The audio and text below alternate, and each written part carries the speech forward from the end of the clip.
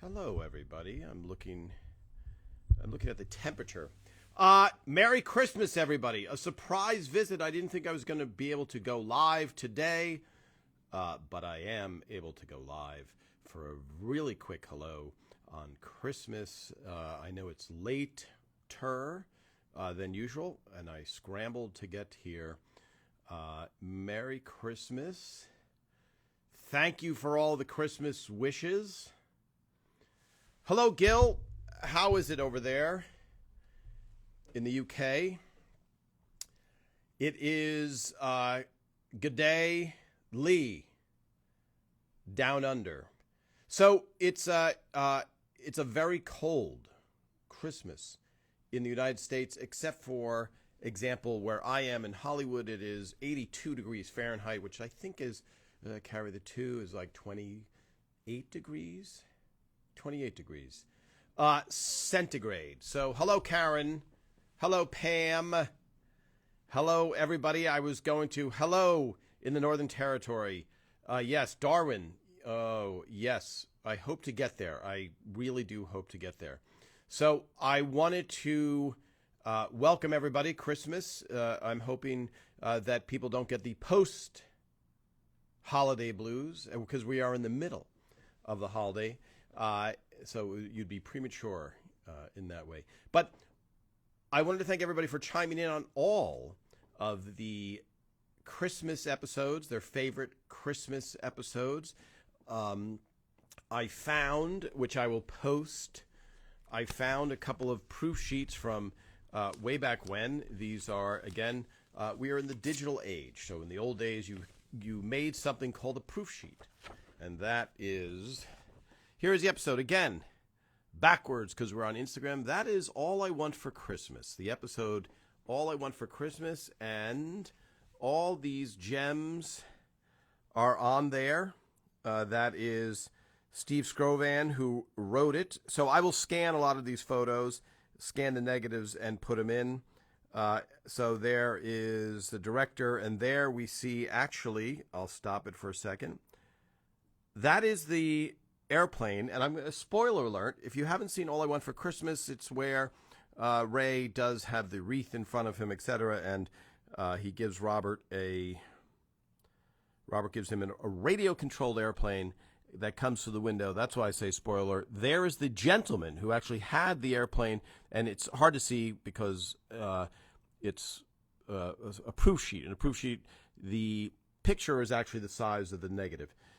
But the man is holding it on kind of like a harpoon gun. And there we see Ray and Deborah behind. There's the airplane waiting to go in. So again, for those of you joining, this is Tom Caltabiano, writer on Everybody's Raymond, and I'm looking at a proof sheet from All I Want for Christmas. And when I go back and find these proof sheets, it is all gold because a lot of these were not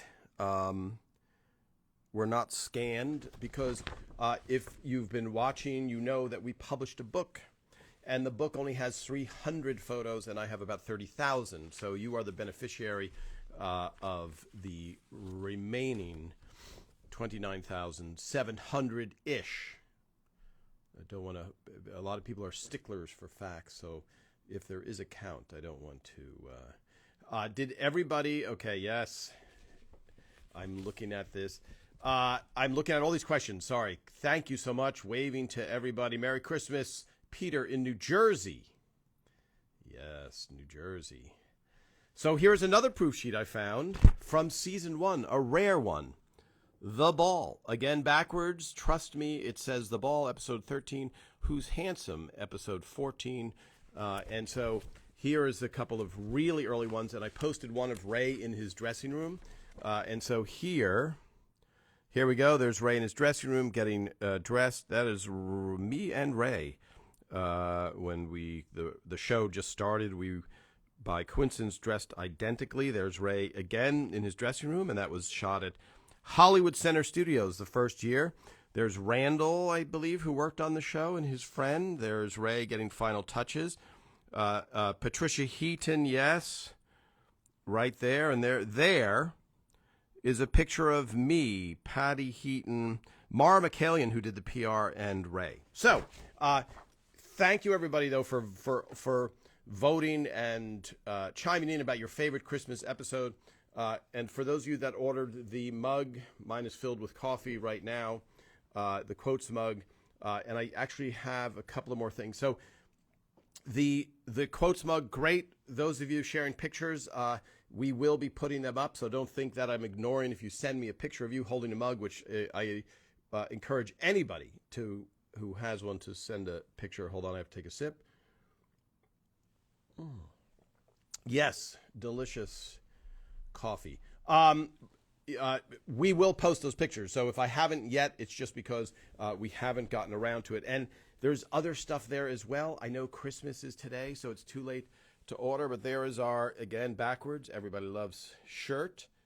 That is a woman's in blue, a very soft shirt everybody loves, and you can fill in the rest. You can do what we call predictive text.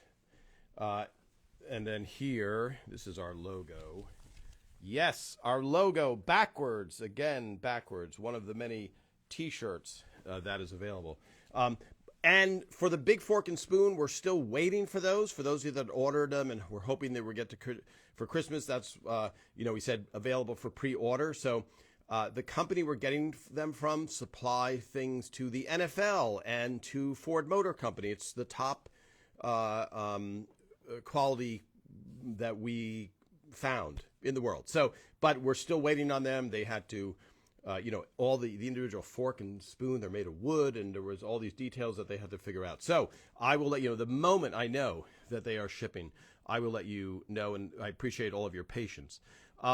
I wanted to talk a little bit today, and I'm going to do a very brief. I'm only going to be on here for about 15 minutes. The Doris Roberts had a Christmas party every year, and I've talked about it in the past, and I'm going to talk about it now because it was so much fun. And what she did was she had, sorry, Karen, do we have any more baseball caps? Yes, I think they will 100% be available, but I don't know when, but very, very soon, like probably, definitely within the next 2 weeks, if not sooner, if not already. I think we're just, we made a couple of different styles, etc., but we will definitely have those. So Doris Roberts would have a Christmas party, and I will post photos of this. The photo that I posted of Peter Boyle wearing the Santa hat is one of the favorite photos I took for the entire series of Everett Raymond. It's just Peter looking so intense with that Santa hat on, and if you know the show, you know where he's sitting, and you know the episode. So it's one of my most beloved photos. So after Christmas, I will post some of Doris's, what they call, and everybody has a different name for it, but agreed party. Doris Roberts lived in the Hollywood Hills in a house where James Dean had once lived, and she lived there for quite some time. So every holiday season before Christmas, she would invite the writers and the cast over to her house, and we would have a beautiful dinner. And then afterward, we would sit in her enormous living room, and there would be gifts. Everybody gets a number. For those of you that don't know how to play, don't worry about the details. The only thing you need to know is when you grab a gift, you are able to grab somebody else's gift. Sorry. You grab a gift, you sit there in the circle with your gift. If somebody's turn after you decides they want your gift, they go over to you and take your gift. And then you get to go into the pile. And so there's a limitation on the gifts. It was always get as inexpensive, and there was a certain cutoff. Maybe it was $50 or something like that. But so it wasn't like, there's going to be a $1,000 gift and I have a $40 gift. Not to be so crass as to talk about the money, but it mitigates any of that worry that you're getting, the short end of the stick. So it's literally just people fighting over inexpensive gifts. And as you can imagine, with the cast, maybe a little bit of drinking and a room of comedy writers, it was a very, very fun time. And we were also, for the most part, done with the season. There's a certain amount of pressure on the actors to learn their lines, Phil and the writers to come up with the script, and to make the show happen. So once that pressure is off, the cast and crew can kick back. So I will post some of those pictures. It's very, very heartwarming to see and you hope on a show that is so family-oriented that the people get along. That's what you're in, and it's always disheartening when I hear about a show and those people no longer talk to each other. So that was the opposite in the case of Everybody Loves Raymond. And Doris's Christmas party, we always looked forward to it. When you would go into Doris's house before we would eat, there's a bar. You would go downstairs, and it was a bar filled with memorabilia of her life. And it was getting a little crowded because of all the Emmys she won, but she was able to make do. So you felt like you were stepping back into the 40s or 50s because it was dark wood. It had play posters on the wall. It's had everything felt of a certain age, and it was fantastic. So I will post some of those pictures. But I remember sitting there drinking, and you're hanging out in that bar, and it was just such a good feeling when a show is doing well, when you like everybody that works on the show, and you know that the show is coming back again. And so these Christmas times are very revered parties. So after the bar, we eat, we do that greed party, which would go on. I think they would still be going on if we didn't eventually call it quits because that night, because the amount of jokes and the amount of laughter was really endless as long as people were still taking the inexpensive gifts from each other in a very comical way. Yes. Hello. Let me go back and see before I miss. And again, I try, if I don't answer your questions when you post them, I usually will try and answer them this week. Hello, Teresa in Chicago. Yes. We just hit 83 degrees. Is it the same in Chicago? 83 degrees. I wore my most wintry jacket, and I'm sad. I feel bad, but not so bad that I would be willing to brave Chicago weather. And for those of you in Croatia, Chicago, the nickname is the Windy City, and it can be a tad chilly there. Called Bad Santa. Oh, the game is called Bad Santa. Santa. Wow, I added an ER to the end of that. All right, let's go back and see some of the question. Is that where someone brought a monkey thing? Yes, Paula. I believe Phil had a monkey. Great memory. I think there's a photo of Phil Rosenthal holding a steel, I want to remember correctly, a steel like monkey garden thing, for lack of a better description. Great memory. All right, let me scroll through these questions. 29 degrees in Missouri, not bad. Not bad at all. Would I wear the Everybody Loves Raymond t-shirt? Well, I would, except for it's a woman's size small.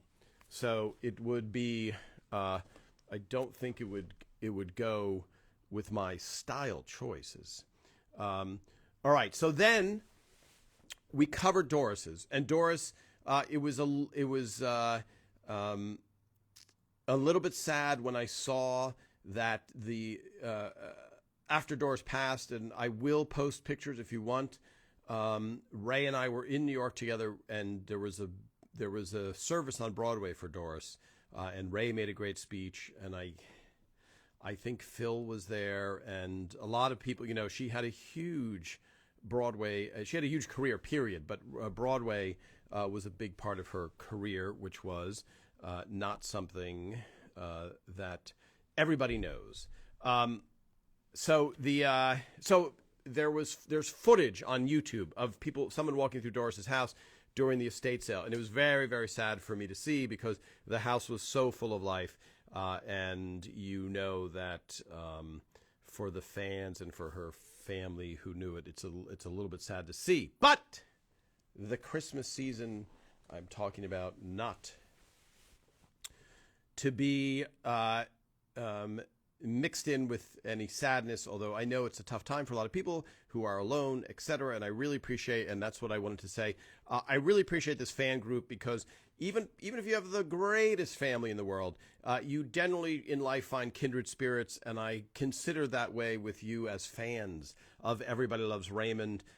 You are obviously drawn to the show, and I really appreciate you guys showing up here every week, and I love the discussions, and I do appreciate when every once in a while somebody comes in with some bad information, and I think people who have been watching us here for 2.5 years know a lot more about the show than they did 2.5 years ago. So it's interesting when I go onto other fan sites on Facebook and see the amount of misinformation. And that's what I would say also for people. If you read something, don't necessarily think it's true. I think I've been pretty accurate, helping to tell the behind-the-scenes stories, etc. But I'll see statements on other things where they just say, hey, I saw one that said, Patricia Heaton and Peter Boyle did not get along. And I'm reading this, having been there, and I'm like, well, that's not true at all. And there was, they mentioned politics. It's, politics, you were able to have a civil discourse only a few years ago. So I don't remember they absolutely loved each other. And I'm just telling you, if you see a distinct statement and then people go, I didn't know that, and I generally don't jump in and say, you didn't know that, because it is not true. And somebody made that up.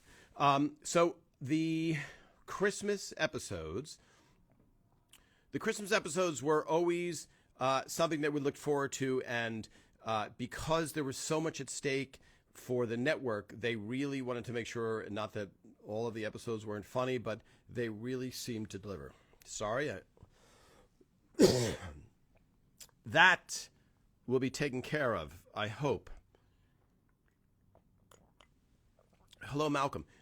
I'd like to think that I'm just shamelessly plugging the Quotes mug, and for those of you that haven't seen the Quotes mug on the ELR shop, there it is. The new year, we will vote on new mugs. These will always be available, but we will have more quotes, because there's a lot of people that have other quotes that they wanted to include. And also, I think a special Christmas edition of the mug. We have a lot, all chosen by you guys. So the Christmas episodes were always very heartfelt episodes, very emotional, and I think it's such a great time, and people coming together. You feel that spirit, and you would feel that that spirit on stage. Now, if you look at some of my negatives, we always shot it the end of November, so we would have all the Christmas decorations, all the things set up, and it would be before Thanksgiving. So every time you would do it, you would get, the bonus was you would get 2 Christmases. And I know there's that feeling of like, oh, what a fun, friendly, warm time of the year. I'm leaving out all discussions of religion, etc. It's just the feeling of coziness and friends, etc. You would get that twice on the set of Everybody's Raymond. And I will try and post as many of those pictures that I can of those times. Yes, I am not sick. I don't think I've had a cough for, it feels like about 2 to 3 years. Yeah. All right. So a couple of other final thoughts about the Christmas episodes.